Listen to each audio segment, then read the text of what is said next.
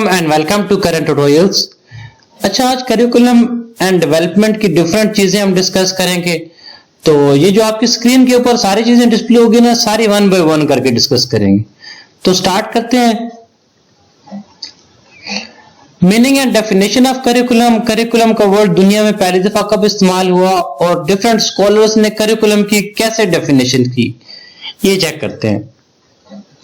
देखिए, करिकुलम दो चीजों पर डिपेंड करता है। एक सब्जेक्ट के ऊपर जो स्पेसिफिक जो स्टूडेंट चूज करते हैं पढ़ने के लिए, ठीक है। दूसरा, आप कोई भी स्पेसिफिक लर्निंग प्रोग्राम को आप करिकुलम कह सकते हैं। करिकुलम एक लैटिन वर्ड से ड्राइव है जिसका मतलब होता है रेस, ठीक है। करिकुलम यानी कि इसका मतलब टू प्रोसीड, टू रन।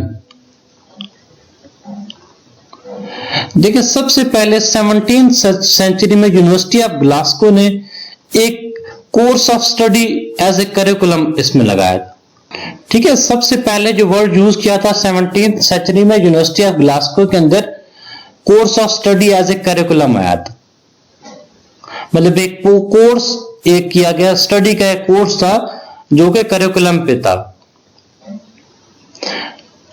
इसके बाद 19th सेंचुरी में एक करिकुलम डिस्क्राइब किया गया था यूरोप में, ठीक है। उसमें कंप्लीट कोर्स ऑफ स्टडीज था, ठीक है। ये इसमें सर्जरी की स्पेसिफिक डिग्री दी गई थी।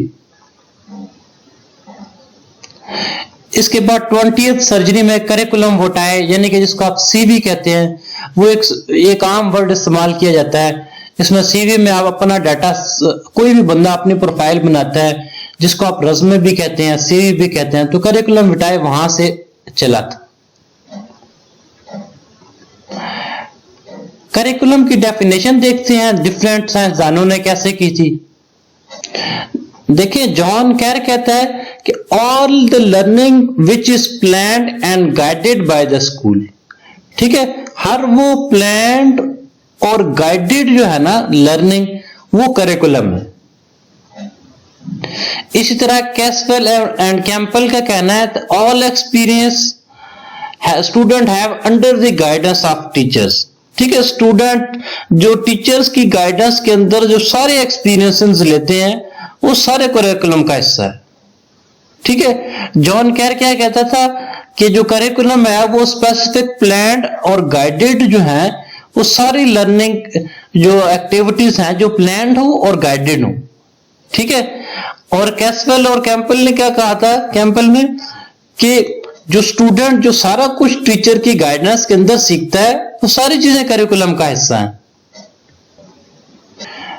देखिए, स्मिथ, स्टैनली और शोस ने कहा था curriculum as a sequence of potential experience set up by school for a specific purpose of disciplining student in a youth and way of thinking. मतलब ये कि आप स्टूडेंट को एक पोटेंशियल एक्सपीरियंस देते हैं, ठीक है, उनको डिसिप्लिन लाइफ गुजारने के लिए, उसको एक्टिव थिंकिंग करने के लिए और एक्टिंग के लिए।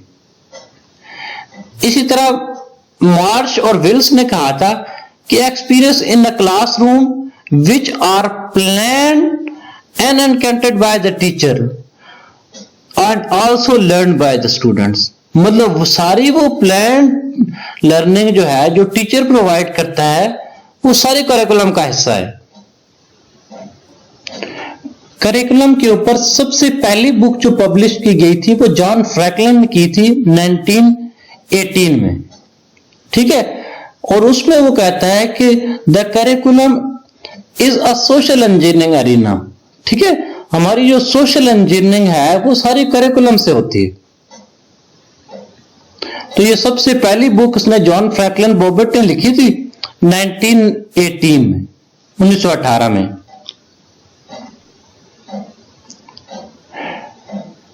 टू 2005 में जो डेफिनेशन की गई थी विगन्स और मैकेंटिग में, वो कहता है आप जो चीजें बच्चों को पढ़ाते हैं कि जो आप पढ़ाते हैं सिर्फ वही नहीं, इसके अलावा जो अंडरस्टैंडिंग होती है through the words, through the activities, आपके टूल्स के साथ, गाइडेंस के साथ, रिफ्लेक्शन के साथ और फीडबैक के साथ, ठीक है। आप स्पेसिफिक जो चीज वही चीज नहीं जो आप पढ़ाते हैं, इसके अलावा जो सारी आपकी लर्निंग होती है, ठीक है, सारी एक्टिविटीज, रिफ्लेक्सेस, एफर्ट्स या फीडबैक के तहत।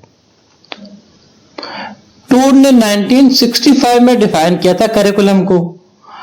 ठीक है, वो कहता है सारी जो प्लान्ड एजुकेशन एक्टिविटीज हैं जो स्कूल ऑफर करता है, which can take place anywhere at any time. ठीक है, मतलब ये कि आप वो चीजें लाजमी नहीं है कि वो स्कूल में ही एक्ट कर रहे हैं, वो कहीं पे किसी भी जगह एक्ट कर रही हूं तो वो करिकुलम का हिस्सा होंगी।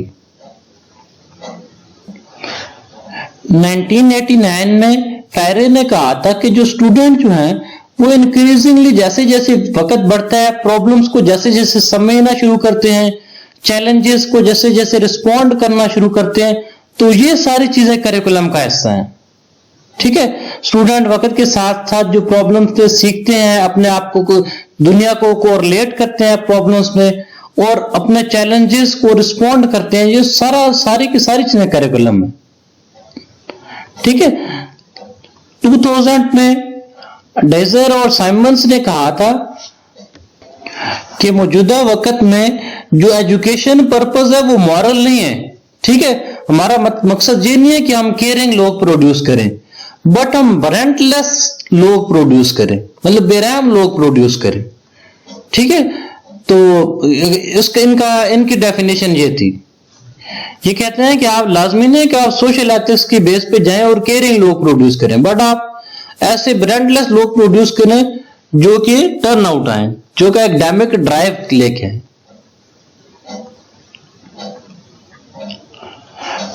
अच्छा, ये वाली सारी डेफिनेशन थी जो हमने अभी तक डिस्कस की हैं। ठीक है, आप सारे इसके अलावा जो एजुकेशन के फोल्डर के अंदर आप जाएंगे वहां पे आपको सारी चीजें मिल जाएंगी। ठीक है, आपको पुराने लेक्चर भी मिल जाएंगे, नई चीजें भी मिलेंगी और पेपर के प्रेपरेशन के हवाले से भी मिलेंगी।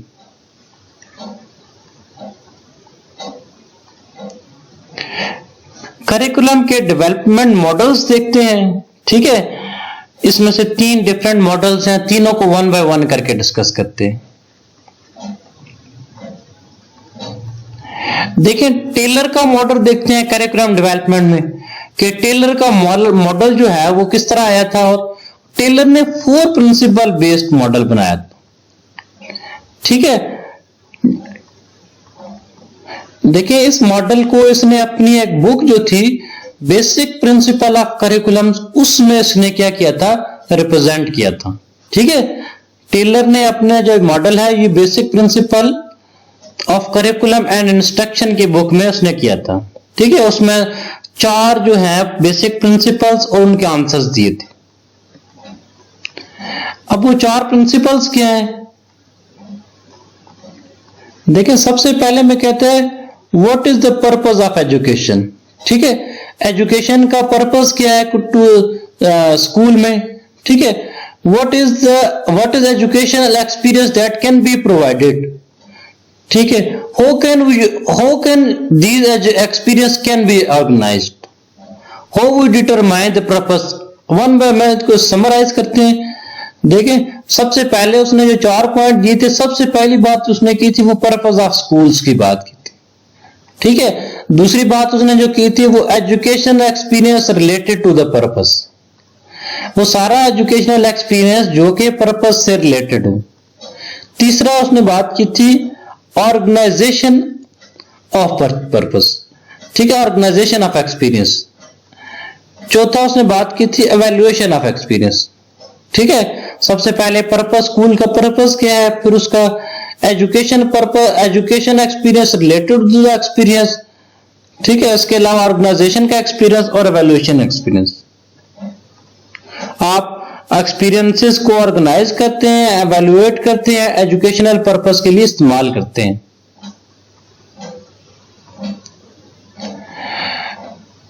टाबा का मॉडल देखते हैं, ये ग्रास रूट अप्रोच के ऊपर आता है। ठीक है, ये कहता है इस खातून ने कहा था कि करिकुलम जो है वो एक ग्रास रूट अप्रोच से चल सकता है। इसने क्या किया गया था, इसने 7 मेजर स्टेप से ना लीनियर मॉडल बनाया था।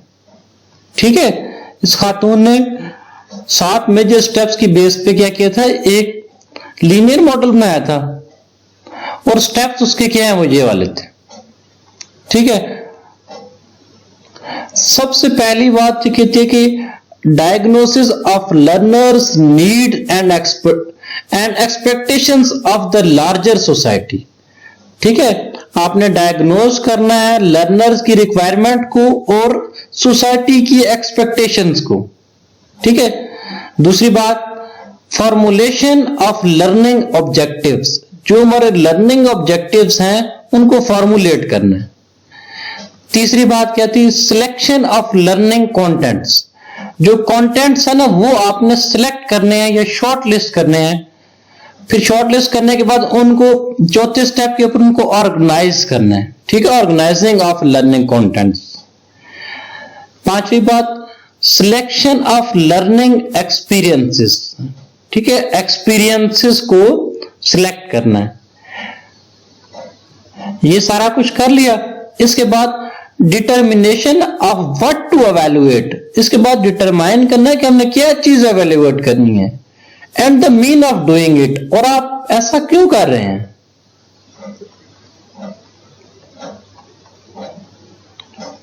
गैलन सेलर और विलियम अलेक्जेंडर का मॉडल देखते हैं।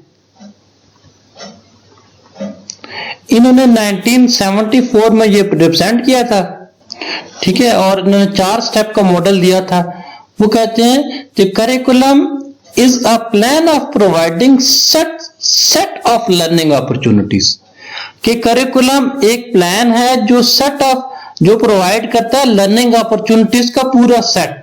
ठीक है, मतलब एक से ज्यादा लर्निंग अपॉर्चुनिटीज प्रोवाइड करता है to achieve a broad educational goal. दूसरे नंबर पे क्या चीज हुई कि ब्रॉड एजुकेशनल गोल को अचीव करने के लिए, and related specific objectives of an identifiable population served by a single school centre. ठीक है, और वो एक आइडेंटिफाइबल पॉपुलेशन के लिए स्पेसिफिक स्कूल सेंटर ने ये सारी चीजें कर रहा होता है। ठीक है, ये सारा कुछ ये करिकुलम क्या करता है, हमारा प्रोवाइड करता है सेट ऑफ अपॉर्चुनिटीज को, जो कि अचीव करने के लिए ब्रॉड एजुकेशनल गोल को अचीव करते हैं, और उनका काम क्या होता है, आइडेंटिफाइबल पॉपुलेशन के लिए करते हैं तीसरा नंबर, और served by a specific school centre ये चौथा पॉइंट होगा। ठीक है, इसने रूल ऑफ थंब भी इंट्रोड्यूस कराया था। आगे चलते हैं। करिकुलम मैनेजमेंट देखते हैं। करिकुलम डेवलपमेंट प्रोसेस क्या है and major process of curriculum development की क्या है। Major processes of curriculum development. ठीक, curriculum major processes of curriculum management, यानी कि करिकुलम मैनेजमेंट के बेस से मेजर प्रोसेस क्या है। सबसे पहले तो नीड ऑफ असेसमेंट, असेसमेंट की नीड देखते हैं। सबसे पहला फेज क्या है, नीड देखते हैं। ठीक है, नीड देखने के बाद दूसरे फेज में चले जाते हैं। आपने नीड को आइडेंटिफाई कर लिया, क्लियर कर लिया, एक स्पेसिफिक नीड है। ठीक है, आपने रिक्वायरमेंट्स की बेस पे डिसाइड कर लिया कि ये रिक्वायरमेंट है। जब वो रिक्वायरमेंट आपने डिसाइड कर ली तो आपका पहला फेज कंप्लीट हो गया। फिर आप क्या करते हैं, उसके ऊपर प्लानिंग करते हैं, उसके ऊपर डिजाइनिंग करते हैं। ठीक है, वो सिमुलेशन भी हो सकती है, कंप्यूटर बेस्ड प्लानिंग भी हो सकती है, आप स्पेसिफिक सैंपल बेस्ड भी प्लानिंग कर सकते हैं, छोटे माशरे के अंदर जाकर वो चीजें देख सकते हैं, और फिर उसके बाद क्या करते हैं, उसको इंप्लीमेंट करते हैं। ठीक है, जब इंप्लीमेंट करते हैं तो फिर उसके बाद आपको क्या पता लगता है कि जो असेसमेंट आपने की थी पहले फेज में, वो तीसरे फेज में क्या कामयाब हुई या नहीं हुई। ठीक है, अगर वो कामयाब होगी तो फिर तो सही है, वरना हम क्या करते हैं, हम फीडबैक पे चले जाते हैं वापस पहले स्टेप के ऊपर। ठीक है, पहले स्टेप के ऊपर हम फिर असेसमेंट देखते हैं। असेसमेंट देखने के बाद फिर हम प्लानिंग का डिजाइन करते हैं, इंप्लीमेंटेशन करते हैं। ठीक है, करिकुलम मैनेजमेंट के ये मेजर प्रोसेसेस हैं। हम करिकुलम डेवलपमेंट साइकिल देखते हैं। ठीक है, करिकुलम डेवलपमेंट साइकिल के अंदर उसके कौन कौन से कंपोनेंट्स होते हैं वो भी चेक करते हैं। ठीक है, अब देखिए करिकुलम डेवलपमेंट साइकिल इस तरह से पूरा एक साइकिल है जो कि घूमता रहता है ना। मतलब ये कि कहीं पे मसला हो तो फीडबैक मैकेनिज्म इसमें इस्तेमाल होता है। एक सिरे से स्टार्ट करते हैं। सबसे पहले नीड ऑफ असेसमेंट चेक करते हैं कि असेसमेंट की जरूरत है या नहीं है। ठीक है, असेसमेंट के बाद उसके ऊपर क्या करते हैं, करिकुलम डेवलप करते हैं या रिवीजन करते हैं। अगर नए सिरे से डेवलपमेंट करनी है तो ठीक है, वरना अगर बना हुआ करिकुलम है उसको रिवाइज करना है तो भी कर सकते हैं। ठीक है, करिकुलम डेवलपमेंट या करिकुलम रिवीजन यहाँ पे होती है। ठीक है, जब डेवलप कर लिया या रिवाइज कर लिया, फिर उसके बाद हमने क्या करना है, मटेरियल को सिलेक्ट करना। ठीक है, मटेरियल को सिलेक्ट कर लिया। मटेरियल को सिलेक्ट करने के बाद हमने आगे क्या करना है, असेसमेंट डेवलप करनी है।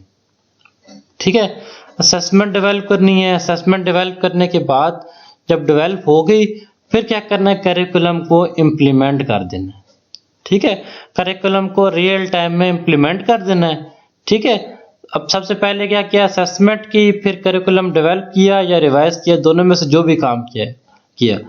ठीक है, फिर मटेरियल सेलेक्ट किया, फिर असेसमेंट डेवलपमेंट की, फिर उसको इम्प्लीमेंट कर दिया। इम्प्लीमेंट करने के बाद इसका रिजल्ट चेक करना है। हमने इसको क्या करेंगे, प्रोग्राम को एवेल्युएशन करेंगे।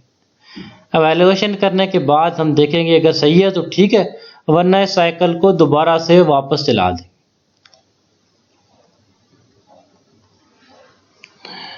अच्छा, करिकुलम के अंदर कौन सी चीजें हैं जो हमें इंक्रीज करनी चाहिए या कहाँ मोटिवेट करना चाहिए।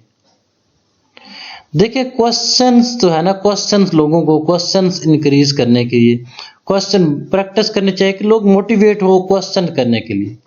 ठीक है, थिंकिंग की जस्टिफिकेशन दें उनको। ठीक है, हमें be a facilitator of learning, हमें लर्निंग का फैसिलिटेटर बनना है। ठीक है, रोकना नहीं है लोगों को। Develop problem solving strategies. ठीक है, प्रॉब्लम सॉल्विंग स्ट्रेटजीज को डेवलप करना है। ठीक है, एक्सटेंडेड प्रॉब्लम्स को देखना है 5 नंबर के ऊपर। ओपन एंडेड प्रॉब्लम्स देख सकते हैं। 6 नंबर पे students creates one's own representations. Student जो है अपना खुद कुछ तैयार करके लाए।